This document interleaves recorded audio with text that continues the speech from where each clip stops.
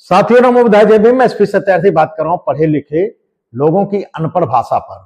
जैसा आप सभी को मालूम है कि कुछ लोग पढ़े लिखे हैं, मंत्री, सांसद, विधायक, एमपी, एमएलए या ऐसे पदों पर पहुंच गए हैं जो संवैधानिक पद है, उस पर पहुंच करके असंवैधानिक शब्द बोला करते हैं।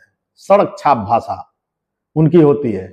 उससे ये लगता है कि कहीं ये फर्जी मार्कशीट प्राप्त कर लिए, कहीं से पद प्राप्त कर लिए। इनकी योग्यता को प्रश्न चिन्ह लगाता है सड़क छाप भाषा। वो सड़क छाप भाषा आप सभी को मैं बताना चाहता हूं क्या है। जैसा आप सभी को मालूम है, शाब्दिक अर्थ चोरी चकारी है, लेकिन साथियों अक्सर वो बोल देते हैं चोरी चमारी, जबकि ये चोरी चमारी सड़क छाप भाषा है, गंवारों की भाषा है, जाहिलों की भाषा है, मूर्खों की भाषा है। लेकिन जब वो ऐसे लोग बोलते हैं, आप देखते होंगे सोशल मीडिया पे अक्सर कुछ लोग मिल जाते हैं और गली मोहल्ले में भी लोग मिलते हैं। मैं एक दिन यहीं अपनी गली के बगल में बैठा हुआ था, एक वकील, नाम नहीं लूंगा, वकील था। वकील ने कहा कि चोरी चमारी हमारे यहां नहीं चलेगी, चोर चमार दिखना नहीं चाहिए। मैं थोड़ा सा मुस्कुराया और उसको लगा कि मैं गलत बोल गया।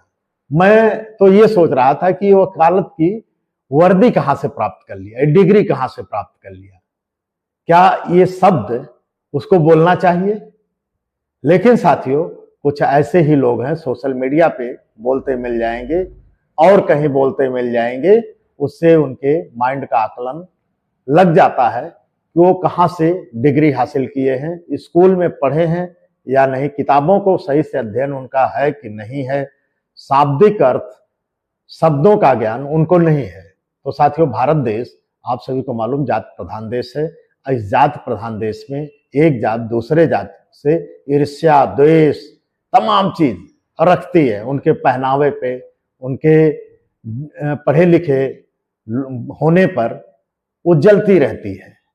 इसी कारण हमारा देश, जो सम्राट अशोक द्वारा नेपाल से अफगानिस्तान तक, जिसे अखंड भारत बोलते हैं, था, और इन्हीं सब शब्दों से, जातवादियों से देश टूटता रहा और लोग लूटते रहे।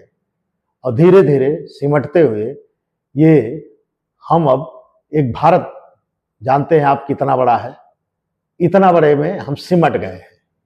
जबकि बाबा साहब अगर संविधान ना लिखते तो शायद फिर ये टूट जाता, और टूटते हुए शायद समाप्त हो जाता, हिंदुत्व ही समाप्त हो जाता। और हिंदुत्व को समाप्त होना भी है, क्योंकि आप सभी को मालूम है फिर बौद्ध लोग जो है ये अपने ऐतिहासिक धरोहर को याद कर रहे हैं। और अब की बार आप जानते हैं संवैधानिक रूप से है, कई देश जो बौद्धिस्ट हो चुके हैं वो साथ भी दे रहे हैं।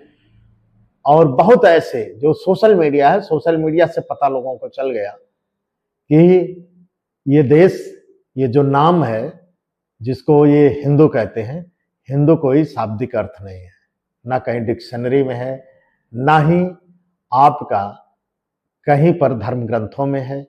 तो साथियों इसे समाप्त ही होना है। बौद्ध राष्ट्र था, है और रहेगा।